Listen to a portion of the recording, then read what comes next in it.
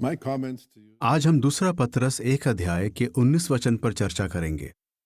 वहां लिखा है, भविष्यवाणियों पर हमारा भरोसा और मजबूत हुआ है। वाकई हमारा भरोसा मजबूत करती हैं ये भविष्यवाणियां। वैसे देखा जाए तो इन भविष्यवाणियों का असर दुनिया के हर इंसान पर पड़ता है, भले ही उन्हें इनके बारे में ना पता हो। भविष्यवाणी किसे कहते हैं? भविष्यवाणी के लिए जो इब्रानी शब्द है, उसका मतलब सिर्फ ये नहीं है कि भविष्य में होने वाली घटनाओं के बारे में बताना। इसका मतलब ये भी है कि परमेश्वर की तरफ से मिली आज्ञा बताना।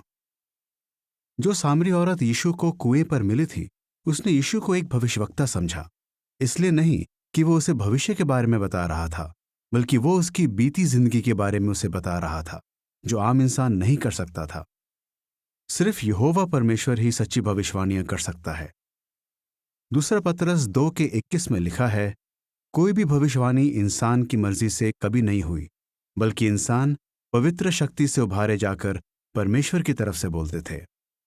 वैसे तो यहोवा पवित्र शक्ति के जरिए लोगों को भविष्यवाणी बताता था, पर कई बार उसने स्वर्गदूतों के जरिए भी उन्हें ये भविष्यवाणियां बताईं। परमेश्वर के एक भविष्यवक्ता का नाम था दानियेल। करीब ईसा पूर्व 536 में दानियेल ने एक दर्शन देखा। इस दर्शन में उन विश्व शक्तियों के बारे में बताया गया था जिनके कामों का असर परमेश्वर के लोगों पर पड़ा। चलिए दानियेल 8 अध्याय का 21 और 22 वचन पढ़ते हैं। दर्शन में दिखाए गए जानवर अलग अलग सरकारों को दर्शाते हैं।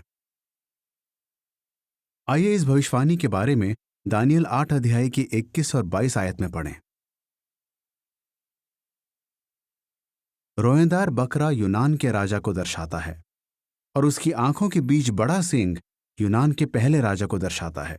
वो सींग तोड़ दिया गया और उसके बदले 4 सींग निकल आए।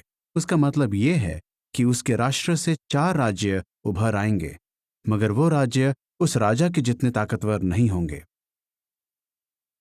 गौर कीजिए कि यहां यूनान के साम्राज्य का जिक्र किया गया है।